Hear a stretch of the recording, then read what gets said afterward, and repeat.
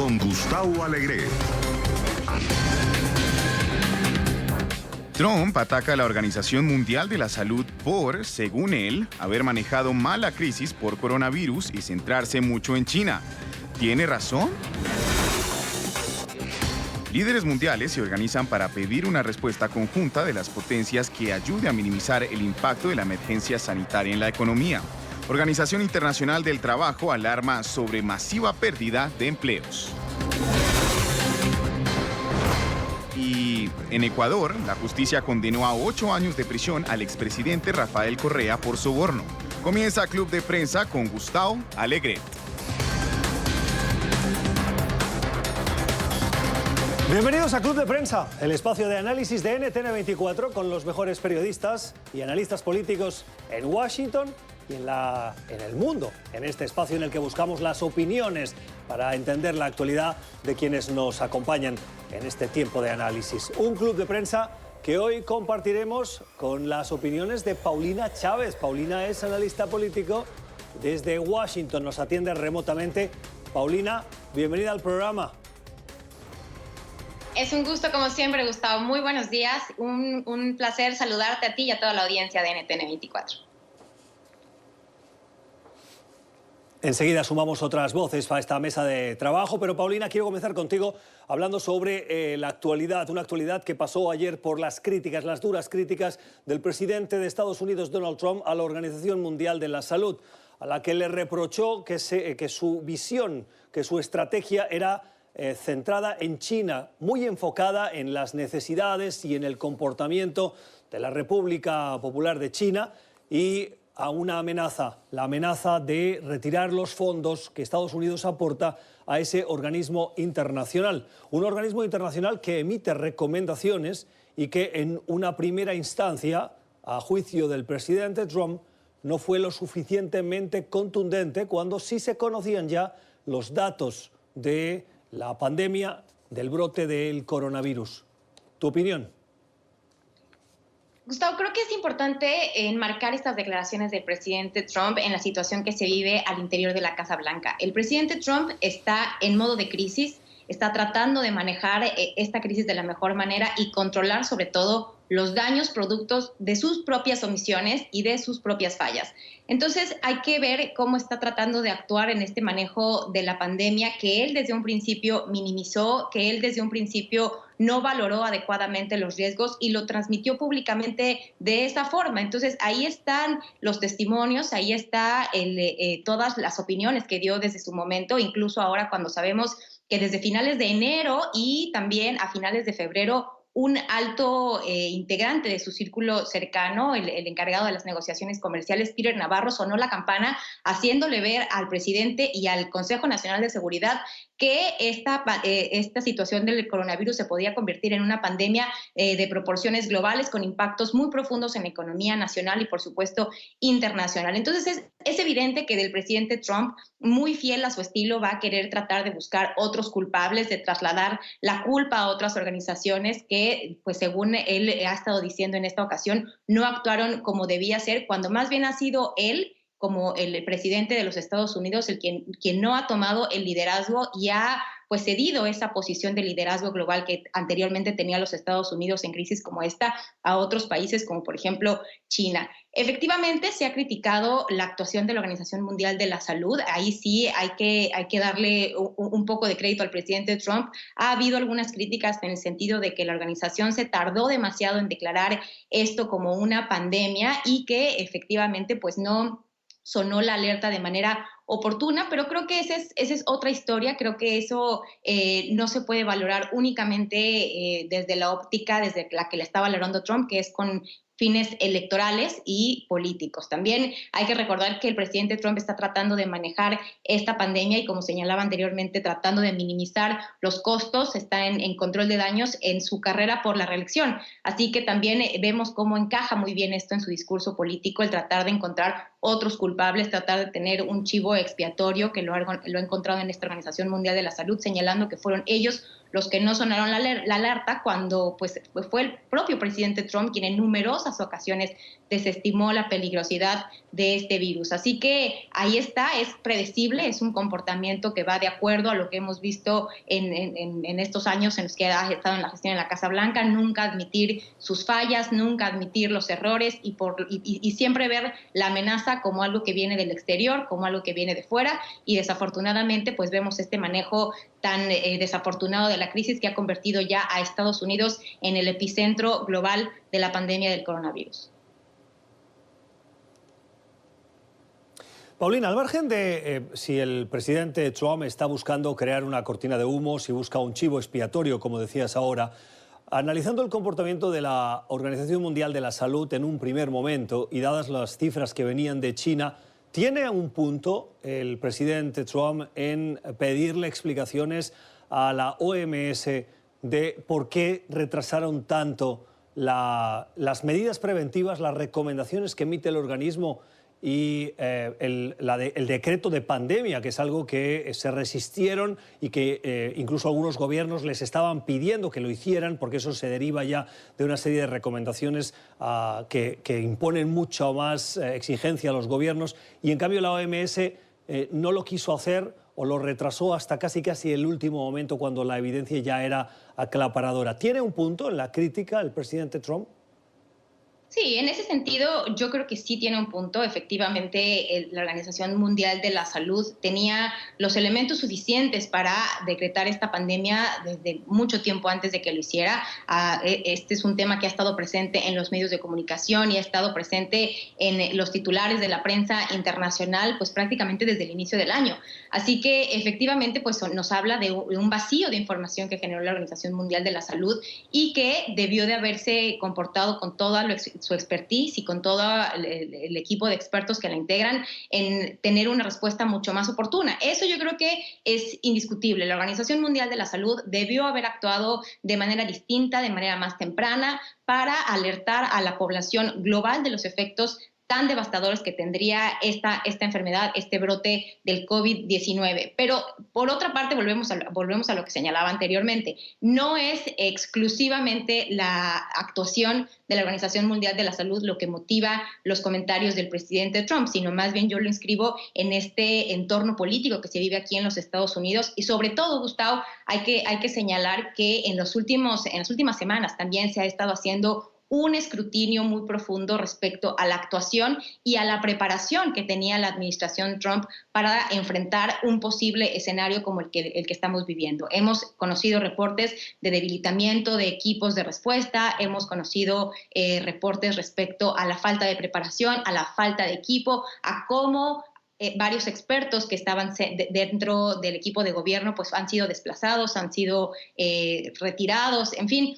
Hay una serie de elementos que dan para el análisis respecto a cómo Estados Unidos no estaba preparado por decisiones propias del presidente Trump. Así que creo que es importante no perder esto de vista. El presidente Trump, por supuesto, intentará mandar la atención con o sin razón hacia otros lugares, pero eso no quita el escrutinio que se le tiene que hacer al liderazgo de los Estados Unidos, que como bien señalaba anteriormente, ya también es prácticamente un consenso que ha cedido ese lugar, ha cedido el lugar que tradicionalmente los Estados Unidos ocupaba como líder global, como el líder que estaría siendo la luz, que estaría señalando el camino a seguir para los demás países, sobre todo para los menos desarrollados. Ahora vemos a un Estados Unidos preocupado únicamente por mirar hacia adentro, mantener la política de America First, como ha sido la constante del presidente Trump, incluso reportes de que ha buscado quitar material médico, suministros médicos a otros países para traerlo a los Estados Unidos. En fin, ha sido una pérdida de liderazgo a nivel global y creo que es importante no dejar de señalarlo esto, independientemente de que, por supuesto, la Organización Mundial de la Salud debió haber tenido una actuación mucho más temprana en esta materia. La opinión de Paulina Chávez sobre esta cuestión de la actualidad. Saludamos a esta hora en Ciudad de México a Leonardo Curcio. Es periodista, trabaja en diversos medios de comunicación, entre ellos ADN 40 o Radio Fórmula. Leonardo, bienvenido a Club de Prensa. Gracias por acompañarnos. Gracias, Gustavo. Un abrazo. Estábamos conversando con Paulina, antes de que te incorporases a esta mesa de trabajo, sobre las críticas que escuchamos en las últimas horas del presidente de Estados Unidos, Donald Trump, a la Organización Mundial de la Salud. Decía Paulina que esto podía responder a una cortina de humo, a la búsqueda de un chivo expiatorio para tapar las flaquezas o los errores que se pudieron cometer. Y al mismo tiempo hacíamos un análisis, al margen de la intención ulterior del presidente Trump, de que la OMS sí podía haber cometido algún error en no querer decretar medidas más contundentes e incluso declarar la pandemia por la expansión de este coronavirus. ¿Qué opinión tienes? Mira, para mí es absolutamente desolador y profundamente deprimente que en medio de la tragedia que está viviendo la humanidad, estamos hablando de 1/3 de la humanidad confinada y una perspectiva absolutamente incierta de lo que va a ocurrir primero con su salud y después con su economía, que las reacciones de los líderes hayan sido, empiezo digamos por Trump, pero puedo incluir a varios líderes más. Claro, a Trump le toca la responsabilidad de ser el presidente del país más importante del mundo y hoy por hoy el centro, efectivamente, el brote de la pandemia más importante. ¿Pero qué hemos tenido? Pues una respuesta inmediata en clave de política tradicional, en clave de política absolutamente clásica, sin ningún tipo de visión, ya no digo generosa, sino una visión a la altura de las circunstancias que en estos momentos está viviendo la humanidad. En fin, una respuesta en clave clásica para una pandemia que nos está desafiando en todos los ámbitos. No sorprende, decía yo, porque Trump dijo en Naciones Unidas, en el discurso de septiembre, que este mundo era de los patriotas y no de los que tienen una visión global. Lamentablemente, para el presidente de los Estados Unidos y para la humanidad completa, el desafío que hoy tenemos es de orden global.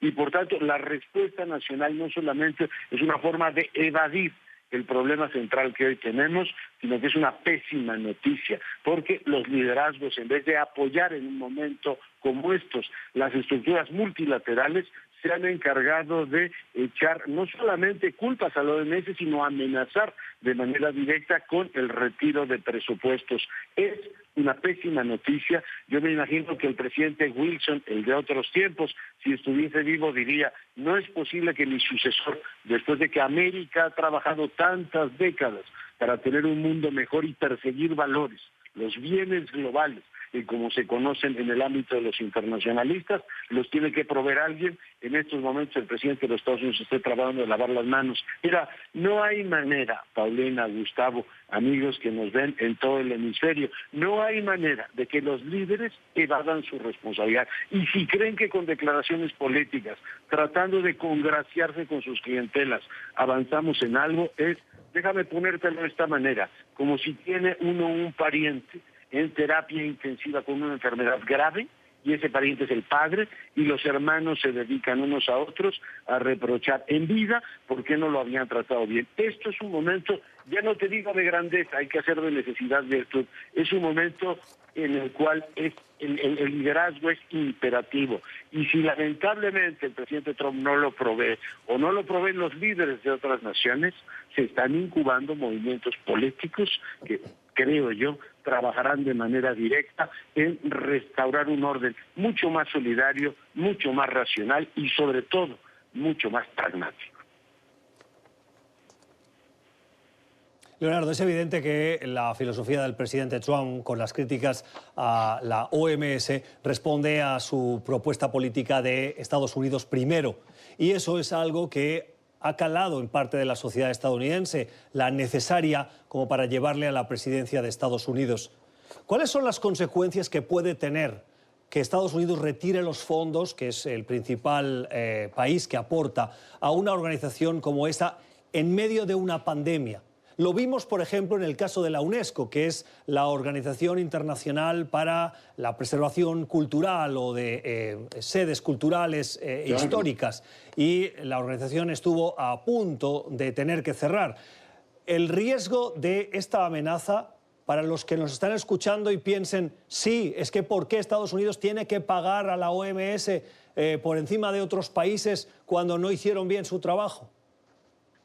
Yo creo que es un argumento simplón y absurdo. A ver, que de la UNESCO se retire, podemos vivir sin educación y sin el apoyo de los Estados Unidos. Ha golpeado también de una manera muy preocupante el presidente de los Estados Unidos a la OMC, que es la Organización Mundial de Comercio. Podemos vivir con guerras comerciales, podemos vivir efectivamente también con aranceles y con un mundo absolutamente caótico, como el que puede efectivamente soñar en algún momento el presidente, pero sin salud y sin vida no podemos vivir. Y es absolutamente irracional y profundamente irritante que en el caso del coronavirus, del COVID-19, que ha venido, fíjense, a nuestra América de manera como si fuese en cámara lenta, o sea, nos lo han telegrafiado todo el tiempo. Y primero el presidente de los Estados Unidos y varios líderes de América Latina negaban que llegase aquí. Aquí nos inventamos historias de que el calorcito mexicano y latinoamericano no nos iba a proteger.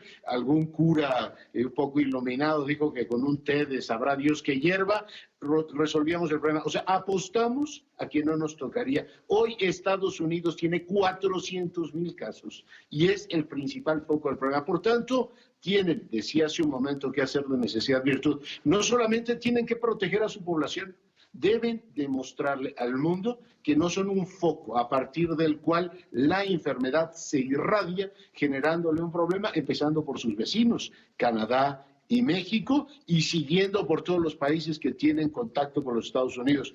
Es evidente que cuando estás hablando de la salud, estas bravuconadas políticas y presupuestales no solamente no deberían tener lugar. Yo espero que el presidente reconsidere, como ha reconsiderado su postura original sobre el tema del COVID. El asunto es lo suficientemente grave como para que se piense si quiere pasar como el faraón ignorante a la historia de la humanidad, diciendo, en el momento en que necesitamos liderazgo, tuvimos bravuconadas.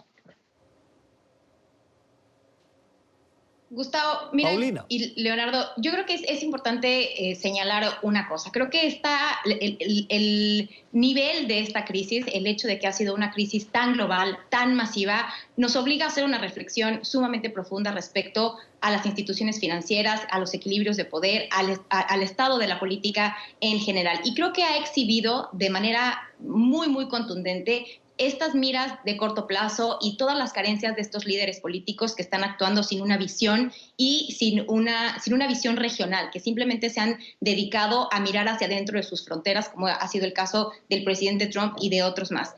Este es un problema, esta es una gran crisis que hay que ser muy claros, nadie va a poder resolver solo.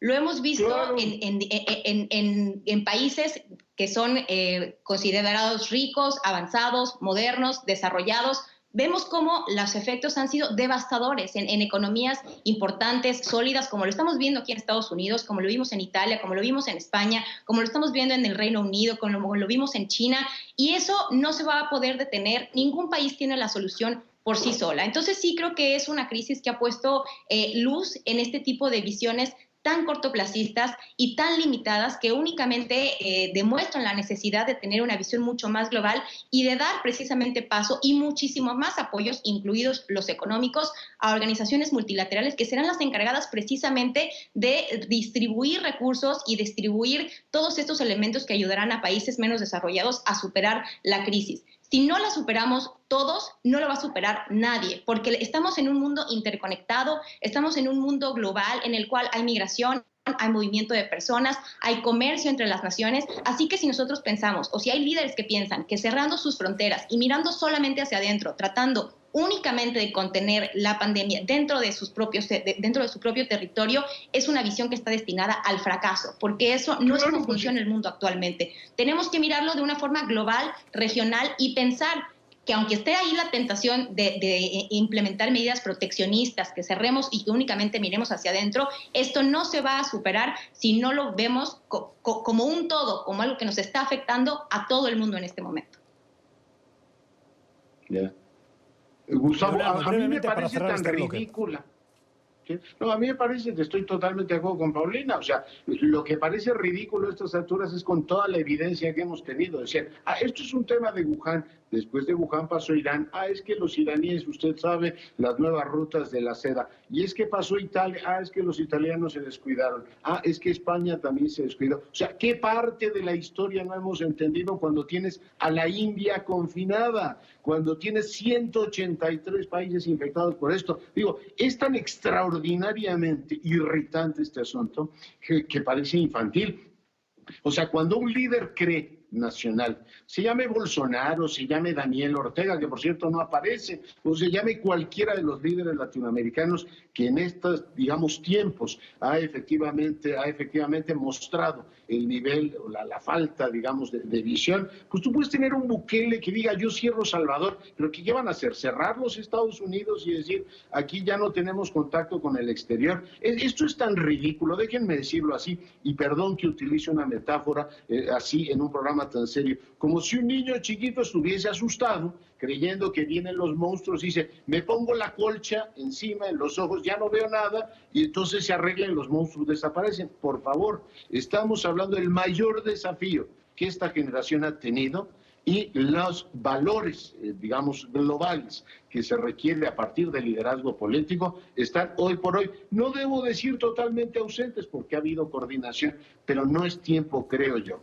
de estar haciendo política tradicional. Digo, que el presidente lo haga con Cuomo, que el presidente Trump lo haga con Cuomo, que cobre facturas por donde tiene que cubrir, lo entiendo, está en su naturaleza. Los líderes populistas son así, necesitan oponerse a alguien, necesitan un rival enfrente porque son incapaces de ejercer el liderazgo en solitario, porque eso se llama gobernar, eso se llama proveer liderazgo. Ellos están acostumbrados a tener siempre a alguien enfrente a quien echarle la culpa. ¿A quién le vamos a echar la culpa del COVID-19? ¿A los venusinos? ¿A los marcianos? Y decir que es un complot en contra de América o en contra de otras partes del mundo. Yo creo que sí requerimos, ante tal gravedad, con 400,000 casos de COVID solo en Estados Unidos, mucho más seriedad.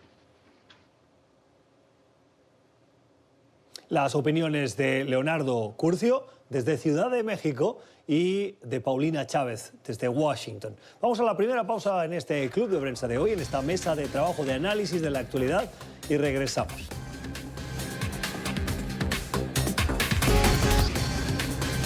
Seguimos en Club de Prensa, el espacio de análisis con los mejores corresponsales y analistas en la capital estadounidense y en el mundo. Hoy compartiendo mesa de trabajo con Leonardo Curcio desde Ciudad de México y con Paulina Chávez, analista desde Washington, D.C.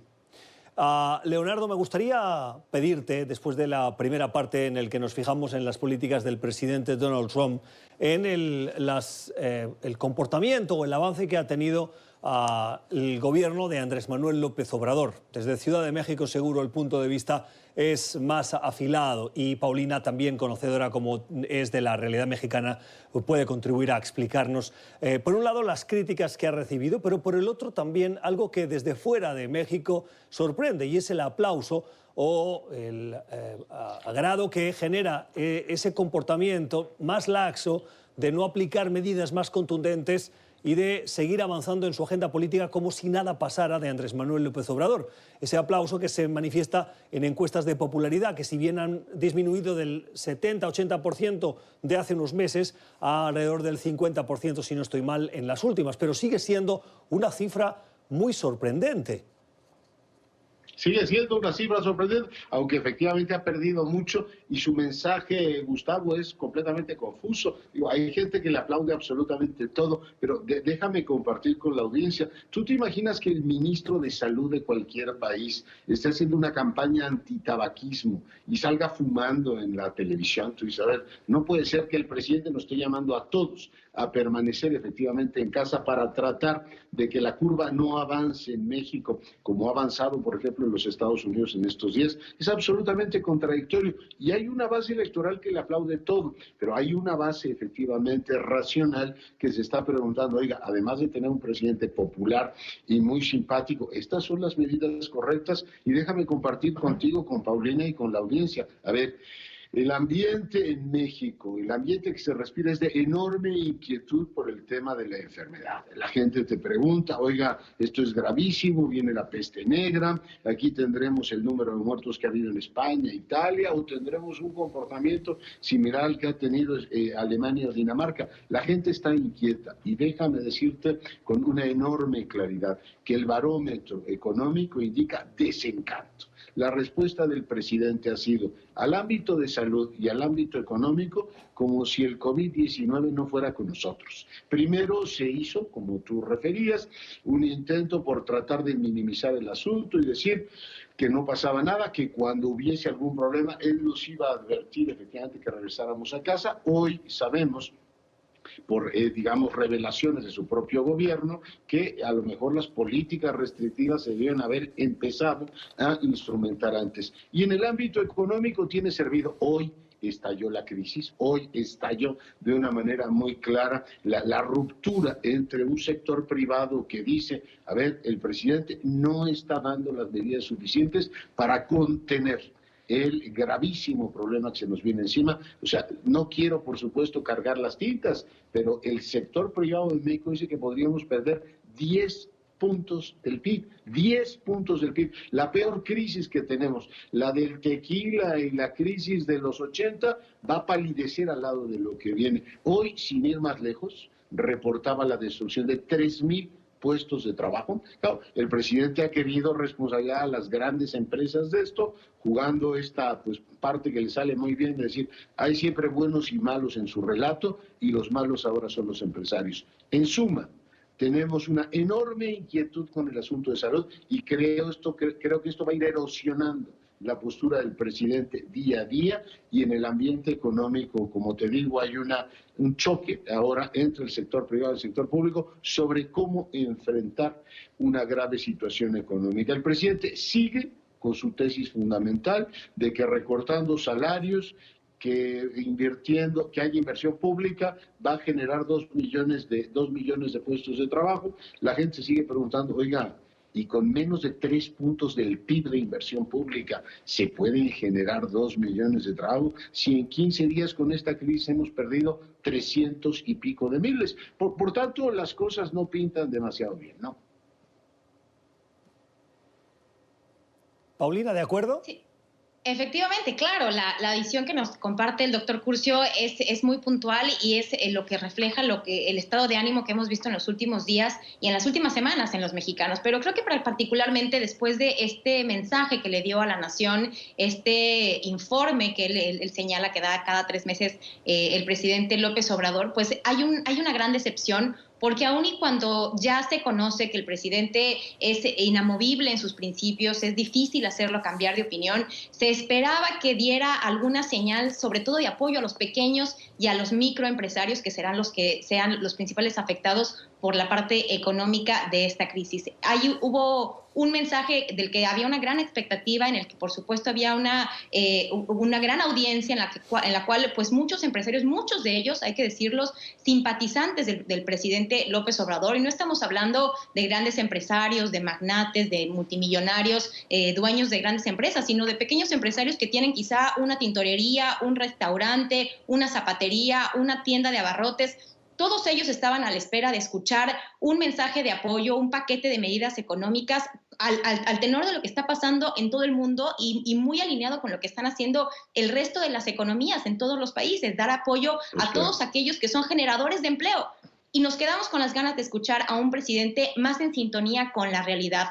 Vimos un presidente que se rehúsa a dejar el espacio público. Él tiene esta idea de que gobernar es siempre hacerlo en los medios de comunicación, con sus mañaneras y con el contacto directo con la gente, así que se ha rehusado a abandonar ese tipo de espacios, a sentarse con su gabinete, a simplemente analizar a profundidad cuáles son las medidas que se requieren en un entorno excepcional como es el que estamos viviendo. Eso no le ha motivado a salir de sus principios, de sus ideas. Él ha mantenido que va a seguir con sus proyectos que hasta el cansancio se ha dicho que no son los que se necesitan en una coyuntura como la que estamos viviendo. Él va adelante con su refinería, él va adelante con su proyecto del Tren Maya, él va adelante con el proyecto del nuevo aeropuerto, que no es ni por mucho lo que necesita el país. Así que él, temeroso de dejar un vacío de de poder, que fue lo que dijo, porque que por eso no dejaba estas giras y esta presencia, para no dejar ese vacío, pues prácticamente le ha salido contraproducente, porque es lo que ha hecho. Hemos visto a muchos empresarios que se han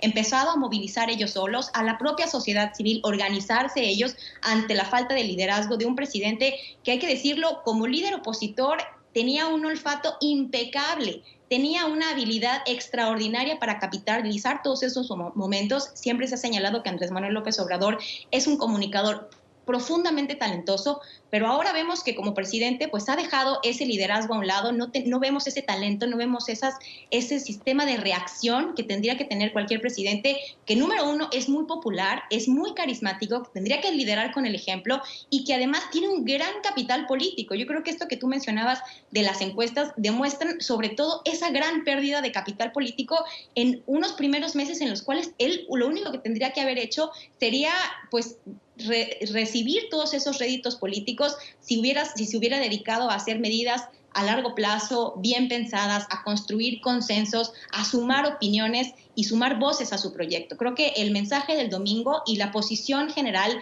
que hemos visto del presidente ha sido exactamente lo contrario. No ha sumado voces, no ha sumado gente, no ha sido este gran unificador en el país, que es lo que se necesita en este momento, sino al contrario. Ha generado fracturas, ha generado división en un país que de por sí está muy polarizado. Y lo que mencionaba Leonardo es sumamente preocupante. El tema de se avecina una ruptura importante con el sector empresarial, con la iniciativa privada, que son los generadores de empleo, los generadores de inversión. Entonces, la dimensión de la crisis económica que viene para México, si no hay una rectificación por parte del presidente López Obrador, será de proporciones estratosféricas. Así que hay que ver, por supuesto, cómo va avanzando. Ha señalado que vendrán apoyos, que vendrán algunos créditos, pero esta falta de contacto con la realidad, esta obstinación que lo caracteriza de no querer rectificar, no querer salirse de sus principios, por temor, yo creo, a parecer como que está claudicando, como que está abandonando su gran proyecto de la Cuarta Transformación, va a poner a México en una situación sumamente complicada, no solo para enfrentar la pandemia en un entorno en el que de por sí tiene un sistema de salud sumamente comprometido y vulnerable, sino en la recuperación, en lo que vendrá después y en cómo se dará esa reactivación económica que por lo pronto se ve muy, muy, muy cuesta arriba para los mexicanos. Paulina y Leonardo, ahora escuchándoos, mientras hacíais vuestro análisis con esos tintes también económicos, tenía aquí delante y estaba revisando las cifras del reporte preliminar que acaba de publicar la Organización Internacional del Trabajo, y los datos son escalofriantes.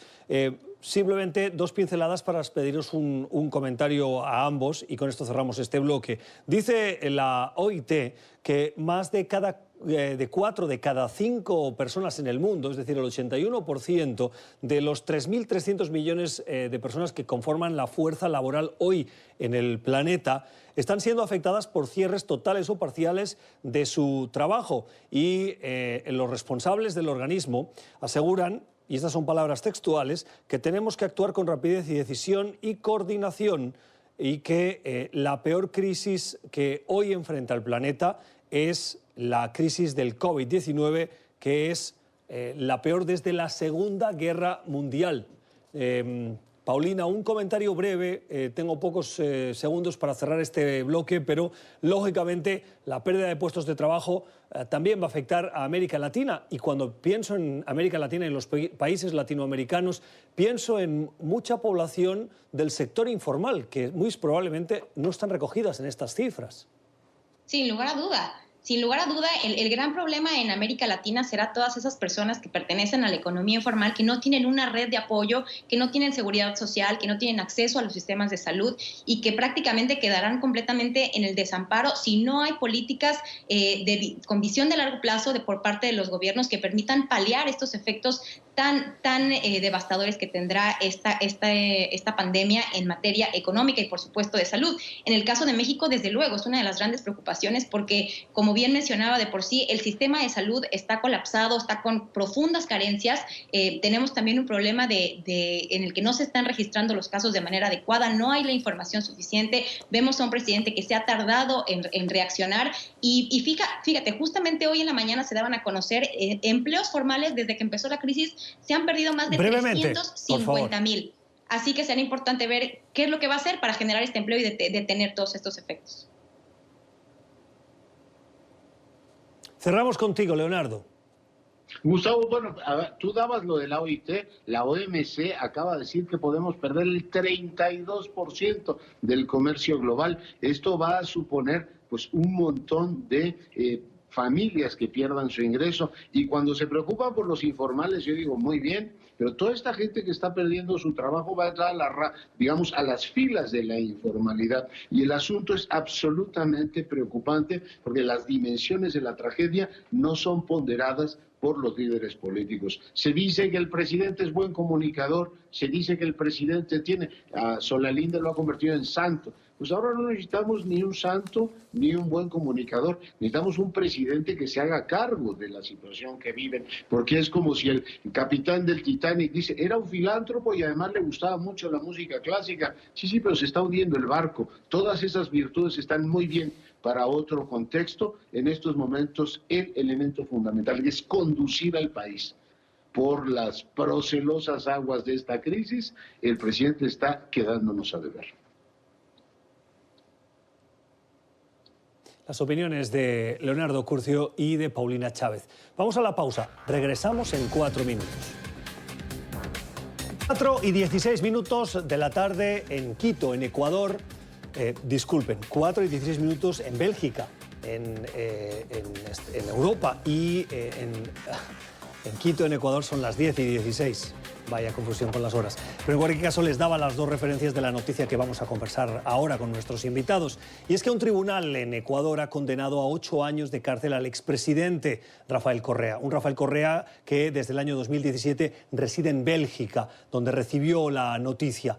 8 años por el conocido como caso de sobornos que, según la justicia, se produjo entre el año 2012 y 2016. Y también han condenado al expresidente de Correa, en este caso a Jorge Glass, culpable por ser instigador de un delito de cohecho pasivo agravado a 8 años. Se confirma la sentencia de corrupción que, por supuesto, el expresidente Correa, Laureano, atribuye a persecución política. No sé si estáis de acuerdo, Paulina y Leonardo, en esa respuesta que ha tenido el expresidente ecuatoriano y qué significa esta condena para Ecuador. Bueno, pues es el cierre efectivamente de una disputa que tiene la historia de dos orgullos, ¿no? El de Lenín Moreno y el de Rafael Correa, que se negaba efectivamente a dejar el poder, permitir ciertamente una función natural del gobierno de Moreno. Pasa mucho en los regímenes latinoamericanos, por tanto, era esperable. Por supuesto, vendrá toda la andanada y todo el discurso político diciendo que esto es una persecución. Contrasta que un Ecuador que en estos momentos no tiene capacidad de enterrar a sus muertos tenga o siga abierta, digamos, esta gran disputa política. Pero me quedo, si me lo permiten, Gustavo, Paulina, con una enseñanza del caso ecuatoriano. A todos los políticos que hoy ejercen el mando de una manera profundamente unilateral, basada en su persona, en su creencia de que el poder es absolutamente infinito y que se puede hacer con él lo que uno quiera, como si fuese un patrimonio propio, en un momento determinado deben saber que hay una ley de gravedad política y todo lo que sube tiene que bajar. O que Leara Tocqueville decía, los que hoy son mayoría, mañana serán minoría, y la persecución sobre sus personas va a ser efectivamente de las dimensiones que ellos efectivamente tuvieron cuando ejercieron el poder. Rafael Correa fue un individuo que propendió a la desmesura en el ejercicio del poder, daba clases de ética, consolidaba su posición como gran conversador público, quiso eliminar a los medios de comunicación en algún momento, los demandaba jurídicamente y hoy ve efectivamente como parte de esa lógica se vuelve en su contra. Yo creo que es una enseñanza que los líderes políticos que han demostrado que leer, lo que se dice leer, lo hacen poco, pero esta experiencia que tienen en vivo y en directo, tomen nota de ella. Sí, yo creo que hay poco que agregar a este espléndido análisis que hace el doctor Curcio, pero sin lugar a duda llama la atención un líder latinoamericano más, uno de los que estaba en el poder al mismo tiempo que diferentes líderes latinoamericanos identificados con la izquierda, que también han enfrentado problemas con la justicia. Ahora toca a Rafael Correa, efectivamente un líder carismático, un líder que hizo grandes inversiones en infraestructura, que en cierto momento logró cerrar la brecha de desigualdad, pero que también efectivamente tuvo una concentración importante de poder, en el que constantemente hubo violaciones a la libertad de prensa y a la libertad de expresión. Así que efectivamente ahora pues la justicia lo alcanza en un momento en el que sí parece raro estar hablando de este tema, de si es una persecución política o no, cuando tenemos esta pandemia global que ha impactado de manera tan devastadora particularmente a Ecuador y en concreto a la ciudad de Guayaquil. Pero sin lugar a duda este proceso de justicia seguirá. Habrá quien diga efectivamente que es una persecución política, que esto cerrará sus aspiraciones de regresar políticamente en el 2021, como era lo que él había expresado en un principio. Él seguirá en Bélgica, temeroso por supuesto de que se lleve a cabo un arresto si llegara a tratar de reingresar al país, pero sin lugar a duda se puede apelar y yo creo que eso es lo que estaremos viendo en las próximas semanas, en los próximos meses. Así que todavía no se ha escrito el último punto, pero creo que es importante esta reflexión que deja el doctor Curcio para todos aquellos líderes políticos que como él se aferraron al poder, trataron de hacer las cosas a su manera, utilizando únicamente su visión personalísima, sin pensar en el futuro y sin pensar en el legado que estarían dejando a estas naciones. Así que estas son las consecuencias, esto es lo que vemos, es lo que está pasando en Ecuador y por supuesto no será lo último que escucharemos en materia de estos cargos de corrupción en contra de Rafael Correa. Usted está viendo Club de Prensa hoy con Leonardo Curcio y con Paulina Chávez. Última pausa del programa y volvemos. Son las 11:28 de la mañana en Washington. Noticia de última hora. Bernie Sanders, el aspirante demócrata a la nominación del partido, ha anunciado en una llamada con su equipo de trabajo que suspende definitivamente su aspiración, su campaña para la nominación demócrata. Joe Biden se convierte en el único candidato y de esta manera casi el candidato in pectore a conseguir esa nominación. Antes de terminar, os quería pedir desde Ciudad de México, Leonardo Curcio y Paulina Chávez desde Washington, una recomendación para nuestra audiencia en estos tiempos de cuarentena, de estarse en casa, para pasar esos ratos, para culturizarse. Un libro, una película, una serie. Leonardo. Bueno, primero un programa Club de Prensa, que lo vean. Segundo, una serie. Para los que tenemos mi peso, una serie de abdominales, ponernos efectivamente a hacer ejercicio. Y si tuviese que elegir un libro, Gustavo, Paulina, elegiría el de Jared Diamond, que se llama Caos. Dice, ¿cómo enfrentan las personas y las naciones una crisis? Y, por tanto, a partir de la respuesta, que es muy parecida a la que damos las personas y las naciones a la crisis, tenemos mucho que aprender. Esas serían mis recomendaciones y te agradezco mucho la invitación al programa y haber podido compartir la mesa con Paulina. Al contrario, doctor Curcio, ha sido un placer. Mi recomendación rápidamente son, bueno, dos series que son de mis favoritas, las que me estoy poniendo al día: La Casa de Papel, por supuesto, y Homeland, pero sobre todo la recomendación para la audiencia es que hagan más de aquello que los hace felices, que encuentren el momento para meditar, para hacer ejercicio, para tomar un descanso. Son tiempos de estrés, de incertidumbre, y siempre es bueno tener un apapacho, un momento para conectarse consigo mismos y simplemente pensar que todo eventualmente estará bien. Las opiniones de Paulina Chávez desde Washington y de Leonardo Curcio desde Ciudad de México. Un gusto tenerles hoy con nosotros en esta mesa de trabajo y a ustedes gracias por su sintonía. Como siempre, les recordamos, sean prudentes, cuídense del coronavirus y cuiden a los suyos. Mañana volvemos a la misma hora. Feliz jornada.